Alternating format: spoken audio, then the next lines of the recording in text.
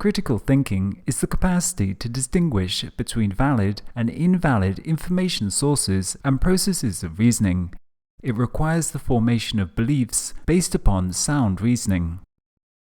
Much information and knowledge in everyday life cannot be proven to be decisively correct or incorrect. Critical reasoning is the capacity for objective analysis and evaluation in order to form a judgment on the process through which knowledge or information was generated.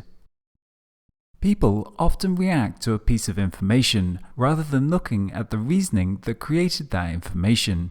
Critical thinking is about evaluating the process used to derive some piece of knowledge or information, rather than simply assessing the end product. Critical thinking involves suspending reactions to a phenomena and looking at the process of reasoning and evidence that created that piece of information. Evaluating a piece of information based upon the process of inference that generated it requires that one can subject oneself and others to reason rather than emotional reaction and preconceived bias towards certain conclusions.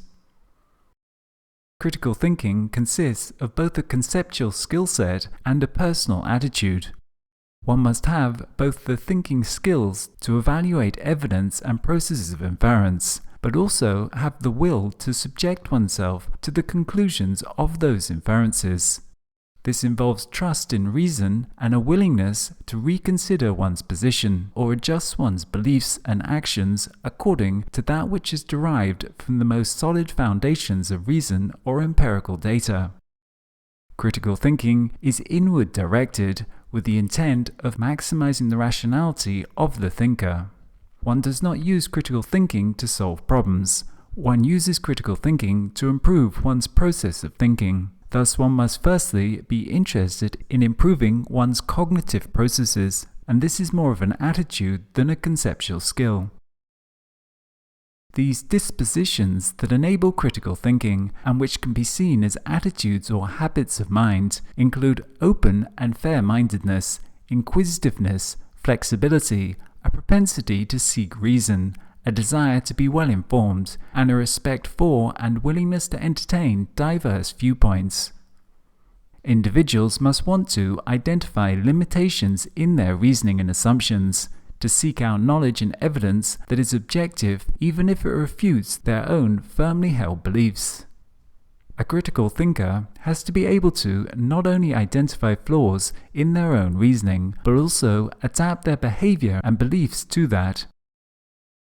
The relationship between critical thinking skills and critical thinking dispositions is an empirical question. Some people have both in abundance. Some have skills but not the disposition to use them. Some are disposed but lack strong skills, and some have neither. Critical thinking requires a balance in judgment. Balanced judgment means maintaining different perspectives and inputs to the situation. Egoism can be a primary deterrent of balanced judgment, and thus a degree of self-awareness to identify and counterbalance this is a prerequisite. Willingness to imagine or to remain open to considering alternative perspectives. Willingness to integrate new or revised perspectives into one's way of thinking and acting, and willingness to foster criticality in others. Critical thinking requires an acceptance that what one considers as knowledge must be testable and explainable to be worthy of being accepted as in being any way objective knowledge. Critical thinking, before anything, involves some degree of awareness of one's own or others' processes of reasoning. As such, it can be understood as a form of metacognition, in that it tries to identify the process of reasoning behind some inference or the source behind a piece of information. Critical thinking is not simply having a lot of knowledge, it more involves the tools for thinking to enable the subject to solve a diversity of problems for themselves and improve their own way of reasoning. Critical thinking involves a number of skills including observation, interpretation, analysis, inference, evaluation, explanation, and metacognition. Edward M. Glaser proposed that the ability to think critically involves three key elements: an attitude of being disposed to consider in a thoughtful way the problems and subjects that come into one's range of experiences, knowledge of the methods of logical inquiry and reasoning, and some skill in applying those methods.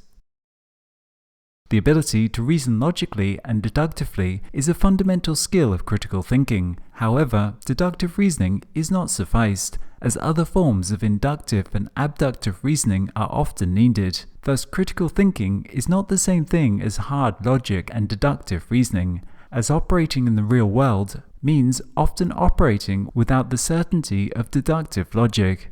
As well as understanding the basics of deductive logical reasoning, critical thinking often involves the effective usage of inductive, abductive, and analogical reasoning.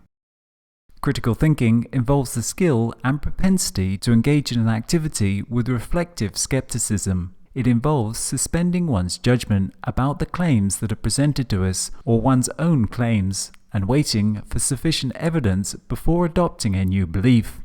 Firstly, examining the reasoning, assumptions, and bias behind a position. The reasoning behind a proposition should be based on sound logic. The degree of validity ascribed to a statement should not be determined by the emotion that accompanies them or their popularity. Ideas do not become more valid simply because more people ascribe to them. Thus, even in the face of popular beliefs, skepticism is required until appropriate evidence is found. A critical thinker can handle uncertainty, prefers to be aware of their areas of ignorance, and can wait for valid inference before drawing conclusions.